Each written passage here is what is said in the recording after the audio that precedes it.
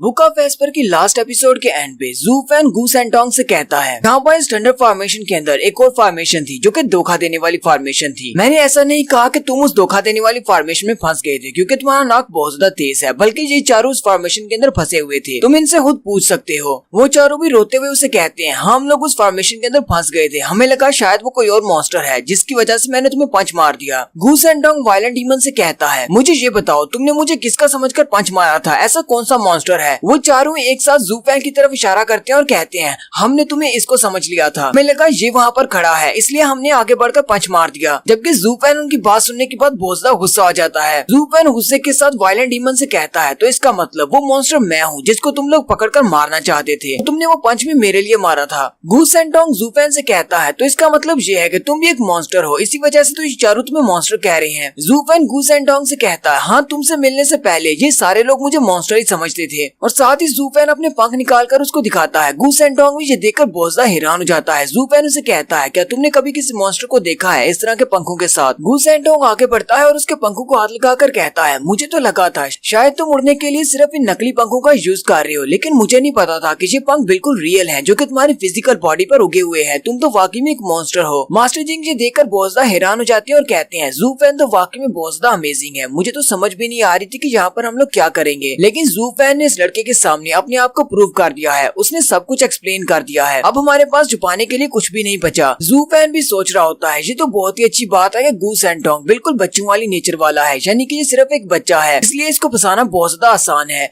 क्योंकि ये स्ट्रॉन्ग है इसलिए ये मेरी फॉर्मेशन में नहीं फंस सका, लेकिन इसको बातों में लेकर आना बहुत ज्यादा आसान काम है। लेकिन अगर बच्चों की तरह इसने यहाँ पर रोना शुरू कर दिया तो ये हमारे लिए बहुत ज्यादा मुश्किल हो जाएगा इसको हैंडल करना। गूस एंड टोंग ज़ूफेन से कहता है जरा रुको, तुमने कहा कि तुम लोग यहाँ पर इस फॉर्मेशन के अंदर ट्रैप हो गए थे क्योंकि तुम लोग यहाँ पर मेरे लिए इंग्रेडिएंट्स ढूंढने के लिए आए थे। अब जबकि यहाँ पर इंग्रेडिएंट्स ढूंढने के लिए आए हो तो वो इंग्रेडिएंट्स कहाँ पर हैं? ज़ूफेन और मास्टर जिंग उसकी बात सुनकर बहुत ज्यादा चौंक जाते हैं। गूस एंड टोंग भी गुस्से के साथ उनसे कहता है अगर तुम्हारे पास एक 8th ग्रेड का इंग्रेडिएंट नहीं है तो फिर इसका मतलब तो यही है कि तुम लोग मुझसे झूठ बोल रहे हो। चलो अब जल्दी से मुझे एक 8th ग्रेड का इंग्रेडिएंट दिखाओ, अगर तुम्हारे पास ना हुआ तो फिर तुम्हारी हैर नहीं। यहीं पर वायलेंट डीमन चिल्लाकर उसे कहता है तुमने थोड़ी देर पहले पंच मारा था जिसकी वजह से 100 मील के दायरे में पूरी की पूरी माउंटेन ही उड़ गई। तुम्हें लगता है कि 8th ग्रेड का इंग्रेडिएंट अभी भी बचा होगा, वो तो हाक बन गया होगा। सैन टोंग चिल्लाकर उसे कहता है अपनी बकवास बंद करो, तुम्हें तो पता ही नहीं है कि 8th ग्रेड का इंग्रेडिएंट कितना ज्यादा पावरफुल होता है। 8th ग्रेड का इंग्रेडिएंट एक स्पिरिचुअल आइटम होती है, यानी कि उसके अंदर अपनी सोल होती है, वो किसी भी चीज को सेंस कर सकता है और उसे पता होता है कि अपनी जान बचाकर कब भागना है। और मैंने यहाँ पर पंच मार कर पूरी माउंटेन को उड़ा दिया है तो जैसे उसे पता चला होगा वो तो जमीन के अंदर चला गया होगा। और दूसरी बात 8th ग्रेड के जितने भी इंग्रेडिएंट्स होते हैं वो सारे के सारे अंडरग्राउंड उगते हैं, इसलिए मेरे पंच की वजह से वो कैसे हिट हो सकता है तुम्हें तो कुछ भी नहीं पता। वायलेंट डीमन उसे कहता है तो फिर तो इसका मतलब ये हुआ कि वो यहाँ से भाग गया होगा क्योंकि तुमने तो पूरी माउंटेन को उड़ा दिया है। वो यहाँ पर क्या कर रहा होगा, वो तो कब का यहाँ से भाग चुका होगा। सैन टोंग फिर से चिल्लाकर उनसे कहता है तुम लोगों को बिल्कुल भी कुछ भी नहीं पता, तुम लोग बस यहाँ पर खड़े होकर बकवास किए जा रहे हो। तुम्हें पता है कि मेरी नाक कितनी ज्यादा तेज है, अगर वो यहाँ से भागकर कहीं चला भी जाएगा तो मैं अपनी नाक से उसे ढूंढ निकालूंगा, फिर चाहे वो 1 मील दूर भागे या फिर हजारों मील क्यों ना दूर चला जाए। 8th ग्रेड का इंग्रेडिएंट बहुत ज्यादा स्पेशल होता है और उसकी स्मेल भी बहुत ज्यादा स्पेशल होती है। वायलेंट डीमन उसकी बात सुनने के बाद बहुत ज्यादा चौंक जाता है और कहता है तो फिर तुम्हारे कहने का क्या मतलब है। सैन टोंग भी हंसना शुरू कर देता है और कहता है मेरे कहने का यही मतलब है, तुम सब लोगों ने मुझे जानबूझकर इस अरे फॉर्मेशन के अंदर फंसाया है। यहाँ पर कोई 8th ग्रेड का इंग्रेडिएंट था ही नहीं जिसे तुम लोग यहाँ पर लेने के लिए आए थे, इसलिए अगर अभी तुम लोग मेरे सामने एक 8th ग्रेड का इंग्रेडिएंट प्रेजेंट नहीं करते तो इसका मतलब तुम सब लोग सारा टाइम मुझसे झूठ बोल रहे थे और तुम ही सब लोगों ने जानबूझकर यहाँ पर ये अरे फॉर्मेशन बिछाई थी ताकि तुम लोग मुझे नुकसान पहुंचा सको। वो चारों डीमन और भी ज्यादा डर जाते हैं। ज़ूफेन उसे कहता है जरा रुको, मेरे पास तुम्हारा 8th ग्रेड का इंग्रेडिएंट है। ज़ूफेन सैन टोंग से कहता है हाँ इस 8th ग्रेड के इंग्रेडिएंट ने यहाँ से भागने की कोशिश की थी, लेकिन मैंने उसी वक्त इसको पकड़ लिया और इसे अपनी स्टोरेज रिंग के अंदर रख लिया और यही वजह है कि तुम इसको सूंघ नहीं पाए। भाई तेज नाक के साथ भी तुम इसको सूंघ नहीं सकते क्योंकि ये मेरी स्टोरेज रिंग के अंदर था। और साथ ही ज़ूफेन अपने पास एक 8th ग्रेड का इंग्रेडिएंट निकालकर उसके सामने रख देता है। उस 8th ग्रेड के इंग्रेडिएंट के अंदर से बहुत सारी फ्रेग्रेंस निकल रही होती है। सैन टोंग उसकी स्मेल को सूंघने के बाद कहता है ये तो बहुत ही अच्छा हो गया और साथ ही वो हंसना शुरू कर देता है और कहता है प्लीज मुझे माफ कर दो, ये तो वाकई में एक 8th ग्रेड का इंग्रेडिएंट है, मैं तो ऐसे ही तुम लोगों पर शक कर रहा था। तुम सब लोग तो बहुत ज्यादा अच्छे हो, तुम सब लोग यहाँ पर मेरे लिए 8th ग्रेड का इंग्रेडिएंट ढूंढने के लिए आए और ऊपर से मैं तुम लोगों पर ही शक कर रहा हूँ। ज़ूफेन ने उस 8th ग्रेड के इंग्रेडिएंट को अपने हाथ में पकड़ा होता है और उसे भी कुछ कहने लगता है कि उसी वक्त गू सेंटोंग उसके हाथ से उस 8th ग्रेड के इंग्रेडिएंट को छीन लेता है और साथ ही सेंटोंग उसको खाना शुरू कर देता है और जू फैन से कहता है इस बात से कोई फर्क नहीं पड़ता अगर तुम लोगों ने यहाँ पर एक अरे फॉर्मेशन बिछाई हो या किसी ने भी यहाँ पर एक अरे फॉर्मेशन बिछाई हो, चाहे ये एक ट्रैप ही क्यों ना होता, लेकिन 8th ग्रेड के इंग्रेडिएंट के लिए मुझे तो यहाँ पर आना ही था। अगर मुझे यहाँ पर लाइटनिंग खाने के बाद एक 8th ग्रेड का इंग्रेडिएंट मिलता है तो फिर तो मैं यहाँ पर हर बार आने को तैयार हूँ। जू फैन काफी ज्यादा गुस्से में होता है क्योंकि जू फैन के पास सिर्फ एक ही 8th ग्रेड का इंग्रेडिएंट बचा था और वो भी अब उसने खा लिया है। जू फैन कहता है हेजू टावर से मैं सिर्फ एक ही उठा पाया था, मेरे पास सिर्फ एक ही 8th ग्रेड का इंग्रेडिएंट था जो कि इस बच्चे ने खा लिया है और जब बच्चा भी मेरे हाथ में नहीं लगा मुझे तो बहुत ज्यादा नुकसान हो गया है। मास्टर जिंग भी आगे बढ़ते हैं और जू फैन से कहते हैं मुझे तुम्हारे लिए बहुत ज्यादा अफसोस हो रहा है, मुझे पता है कि तुमने ये सारे के सारे इंग्रेडिएंट्स हेजू टावर से चोरी किए थे लेकिन अब ये सारे के सारे ही चले गए हैं। जू फैन कहता है मुझे पता है, अब बार बार ये बात करके मुझे याद मत दिलाओ, मुझे गुस्सा आ रहा है। वायलेंट डीमन आगे बढ़ता है और जू फैन से कहता है मुझे तो इस बारे में बिल्कुल भी पता नहीं था कि तुम्हारे पास एक 8th ग्रेड का इंग्रेडिएंट भी है और साथ ही वो जू फैन से कहता है मुझे नहीं पता था कि तुम हमसे इतना ज्यादा प्यार करते हो कि तुमने अपने 8th ग्रेड के इंग्रेडिएंट को दांव पर लगा दिया सिर्फ हमारी जान को बचाने के लिए, तुम तो वाकई में बहुत ज्यादा अच्छे हो। जू फैन उसकी बात सुनने के बाद और भी ज्यादा गुस्सा आ जाता है और वायलेंट डीमन से कहता है अपनी बकवास बंद करो, तुम्हारी वजह से मेरा बहुत ज्यादा नुकसान हो गया है और यहाँ पर मेरा जितना भी नुकसान हुआ है वो सारे का सारा तुम्हारी वजह से हुआ है। इससे पहले भी मैंने जितने भी इंग्रेडिएंट्स इस लड़के को दिए हैं वो भी तुम्हारी वजह से गए हैं, अब अगर मैं तुम लोगों को भी यहाँ पर खो देता तो फिर मेरे हाथ कुछ भी नहीं बचता। जू फैन पीछे की तरफ मुड़ जाता है और कहता है हमें कोई ना कोई रास्ता जरूर ढूंढना होगा, इस तरह हार नहीं मान सकता। उसी वक्त आसमान पर बादल गरजने की आवाज आती है। जू फैन और मास्टर जिंग ये देखकर बहुत ज्यादा हैरान हो जाते हैं। जू फैन कहता है इस लड़के के पंच की वजह से थंडरस्टॉर्म माउंटेन तो तबाह हो चुकी है, फिर ये यहाँ पर बादल कहाँ से आ रहे हैं, क्योंकि उस माउंटेन के तबाह होने के साथ ही वो 6 लेवल की फॉर्मेशन अरे भी डिस्ट्रॉय हो गई जो कि थंडर क्लाउड्स पैदा कर रही थी। मास्टर जिंग से कहते हैं मुझे लगता है कि इस बार असली की क्लाउड्स हैं। जू फैन कहता है लेकिन ऐसा कैसे हो सकता है, जब इस लड़के ने ऊपर की तरफ अपना पंच मारा था तो 100 किलोमीटर के दायरे में जितने भी थंडर क्लाउड्स थे वो सारे के सारे डिस्पर्स हो गए, अब तो आसमान के ऊपर कोई भी बादल नहीं है, फिर ये अचानक से बारिश कहाँ से आ रही है और साथ में ये थंडर क्लाउड्स कहाँ से आ गए हैं। यहीं पर वायलेंट डीमन जू फैन से कहता है बटलर जू फैन जरा उस लड़के की तरफ तो देखो, वो किस तरह डर के मारे वहाँ पर बैठ गया है। जू फैन भी सेंटोंग की तरफ देखता है तो सेंटोंग अपने 8th ग्रेड के इंग्रेडिएंट को खाना छोड़कर वो उसको वहीं पर फेंक देता है, जबकि डर के मारे वहाँ पर बैठ जाता है और कांप रहा होता है। वायलेंट डीमन हंसना शुरू कर देता है और कहता है बटलर जू फैन तुम तो वाकई में बहुत ज्यादा अमेजिंग हो, तुमने उसे एक 8th ग्रेड के इंग्रेडिएंट के अंदर पॉइजन डालकर दे दिया, इसकी वजह से वो बहुत ज्यादा डर गया है और बहुत ज्यादा वीक भी हो गया है। चलो अब जल्दी से आगे बढ़ते हैं और इस लड़के को पीट कर अपना गुलाम बना लेते हैं। वायलेंट डीमन जू फैन से कहता है हमें भी बताओ तुमने इसे कौन सा पॉइजन दिया है जिसे ये लड़का भी नहीं सूंघ सका, लगता है कि वो पॉइजन बहुत ज्यादा स्पेशल है, क्या तुम उस पॉइजन का थोड़ा सा हिस्सा हमें भी दे सकते हो, हम लोग भी उसे यूज करेंगे। जू फैन कहता है अपनी बकवास बंद करो, मैंने उसे कोई पॉइजन नहीं दिया। जू फैन सोच रहा होता है मुझे नहीं लगता कि इसकी बॉडी के साथ फिजिकली कुछ रॉन्ग हुआ है, इसे किसी ने पॉइजन नहीं दिया, लगता है कि इसकी मेंटल स्टेट बहुत ज्यादा वीक हो गई है, ये किसी चीज से डर रहा है। मास्टर जिंग से कहते हैं मुझे लगता है कि ये बहुत ज्यादा डर रहा है। जू फैन कहता है तुम्हारी इस बात का क्या मतलब है, क्या तुम इस बात को प्रूव कर सकते हो। मास्टर जिंग से कहते हैं जब मैं रीजन स्टेट वालों के पास था तब मैं उनके लड़कों को बहुत ज्यादा ट्रेनिंग दिया करता था, मैं उनका टीचर था और मैं उनके साथ बहुत ज्यादा स्ट्रिक्टली पेश आता था और उनमें से जितने भी लोग बहुत ज्यादा वीक थे यानी कि मेंटली तौर पर काफी ज्यादा वीक थे वो मेरी आवाज सुनने के बाद बहुत ज्यादा डर जाया करते थे और डर के मारे कांपना शुरू कर देते,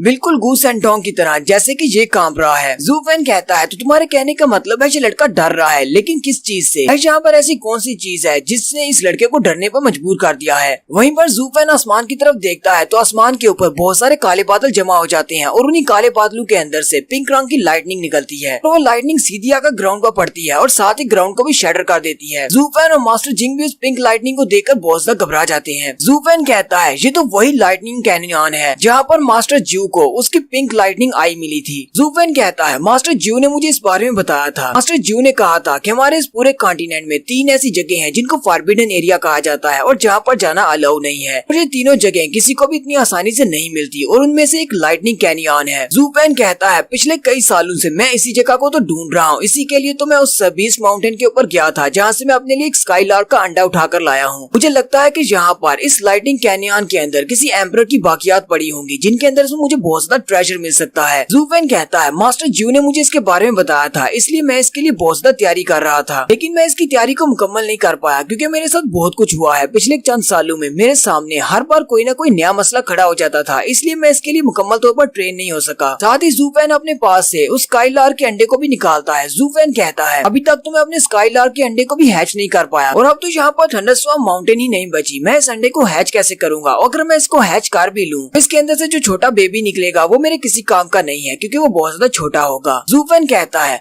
मेरे पास अभी इतनी ज्यादा स्ट्रेंथ नहीं है कि मैं लाइटनिंग कैनियन के अंदर जा सकूं। मुझे यहाँ से वापस जाना होगा वरना मैं यहाँ पर मारा जाऊंगा। ज़ूफेन वापस की तरफ मुड़ता है और उन सब से कहता है चलो यहाँ से जल्दी से निकलो। और वो सारे वहाँ से उड़ना शुरू करते हैं, लेकिन रास्ते में जाने के बाद ज़ूफेन रुक जाता है और चिल्लाकर उन सब से कहता है जरा रुको, वो छोटा लड़का गू सेंटोंग कहाँ पर है। ये सुनने के बाद वो सारे पीछे की तरफ देखते हैं तो गू सेंटोंग वहीं पर होता है, ग्राउंड के ऊपर डर के मारे वहीं पर कांप रहा होता है। और सिर्फ वो डर के मारे कांप नहीं रहा होता बल्कि उसकी बॉडी भी छोटी हो जाती है। वो एक बच्चे की बजाय एक छोटा सा बेबी बन जाता है। वायलेंट डीमन चिल्लाकर कहता है हमें नहीं लगा था कि ये लड़का इतना ज्यादा डरपोक है, जरा देखो तो सही इसको, ये लाइटनिंग से इतना ज्यादा डर रहा है कि डर के मारे ये एक छोटा सा बेबी बन गया है। ज़ूफेन कहता है मुझे भी अब समझ आ रही है, ये लड़का लाइटनिंग से नहीं डरता बल्कि ये पर्पल लाइटनिंग से डरता है। हम लोग तो शुरुआत से ही इसके बारे में गलत हिसाब लगा रहे थे। और यहीं पर हमारी एपिसोड 71 का एंड होता है। एक्सप्लेनेशन अच्छी लगी हो तो कमेंट करके जरूर बताइएगा। चैनल को सब्सक्राइब कर दे, वीडियो को लाइक और शेयर कर दे। शुक्रिया।